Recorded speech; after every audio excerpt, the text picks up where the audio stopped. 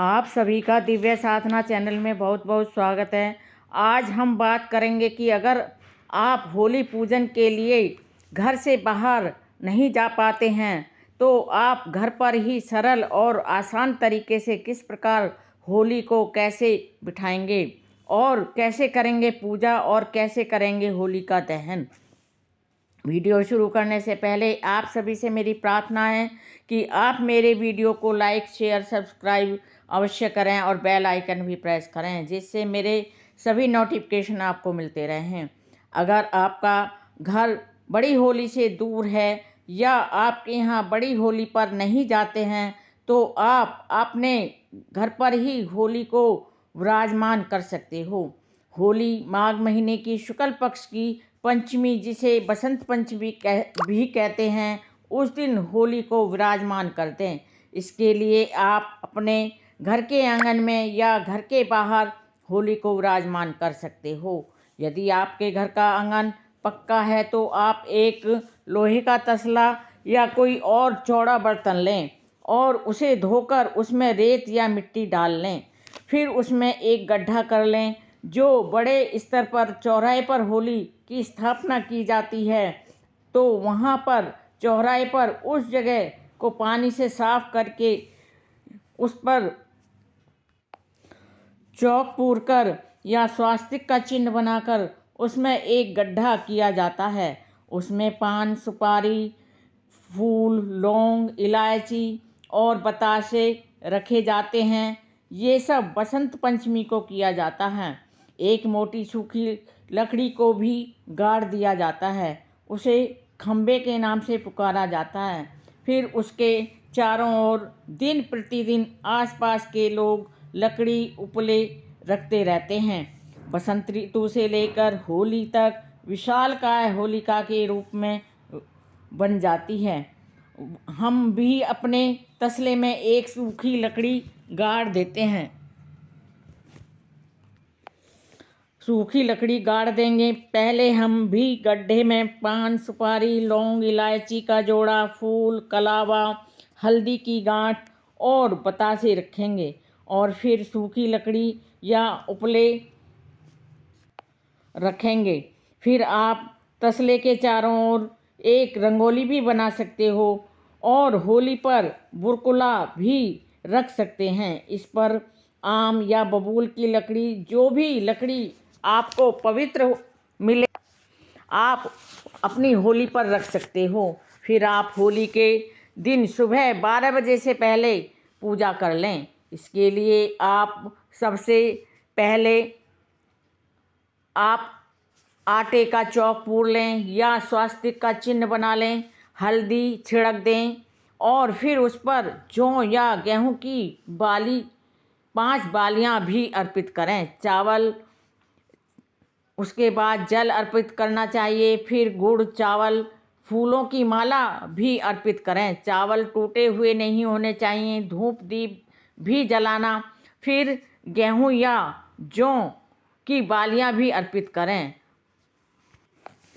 और जो भोजन आपने बनाया है जैसे पूड़े या पूरी की अठावड़ी वो भी आप अर्पित करें। दक्षिणा भी अर्पित करें और फिर कच्चा सूत लें या कलावा उसे लेकर 5 या 7 बार होलिका की परिक्रमा करते हुए सूत या कलावे को लपेटें।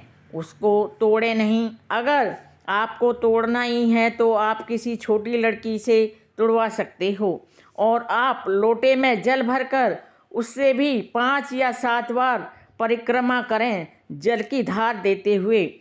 आप उस दिन नए वस्त्र धारण करें। शादी की चुन्नी या पीलिए की चुन्नी पहने। अपने साथ अपने बच्चों को भी बैठा सकते हो।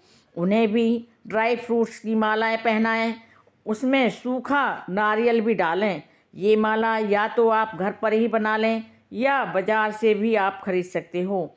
आप अपने बच्चों को रोली से टीका करें और उनके हाथ में कलावा भी बांधें। यह एक रक्षा सूत्र होता है। फिर वहाँ बैठकर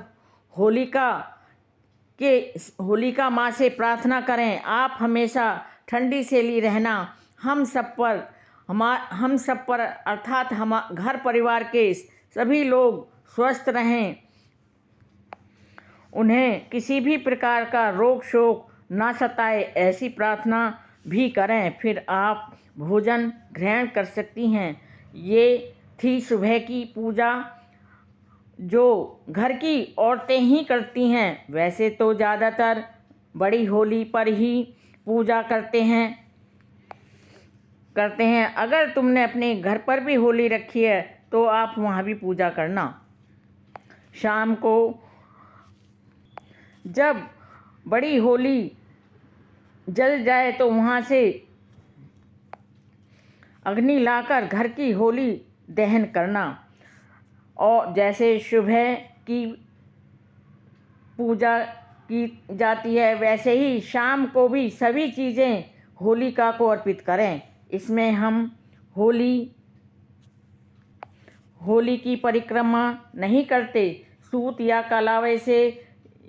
हाँ, घर की होली का दहन पुरुष लोग करते हैं और वहाँ पर बहुत सारा कपूर रखें, सामग्री रखें, और जब बड़ी होली को जलाया जाता है तो वहाँ से किसी बर्तन में अग्नि ले आते हैं और उससे होली का दहन किया जाता है। यहाँ पर आप घी की आहुति भी दें, सामग्री की आहुति भी दें, और यहाँ आप अपने बच्चों और अपने ऊपर से लौंग और इलायची का जोड़ा उतार कर उसकी भी आहुति दे सकते हो। ऐसा इसलिए करते हैं जिससे हमारे बच्चों पर किसी की कुदृष्टि हो। ऐसा करने से वे सब बाधाएं दूर हो जाती हैं। यहाँ पर एक प्रकार से अग्निदेव की पूजा की जाती है, इसलिए ये अग्नि बहुत ही पवित्र होती है। अगर आपको ऐसा लगे हम पर या हमारे बच्चों को कोई शारीरिक या मानसिक कष्ट है तो हमें लौंग इलायची उतार कर 5 बार या 7 बार उसकी आहुति देनी चाहिए, या पीली सरसों और सामग्री से भी अपने बच्चों पर उतारा करके उसकी भी आहुति दे सकते हैं। ऐसा करने से आपके घर परिवार पर कोई कष्ट नहीं रहता। ये सब बिना टोके करना चाहिए, मौन रहकर। कहते हैं ये होली के आसपास के दिन जो होते हैं, लोग तांत्रिक साधनाएं करते हैं, तंत्र मंत्र की साधनाएं करते हैं। इन सब से बचने के लिए हमें ये सब करना चाहिए। होली के चारों ओर घर के सभी सदस्यों को बैठना चाहिए और होली की अग्नि है जो उसकी पवित्र ऊर्जा है उसको हमें ग्रहण करना चाहिए। ऐसा हम होली के पास बैठकर ही ग्रहण कर सकते हैं।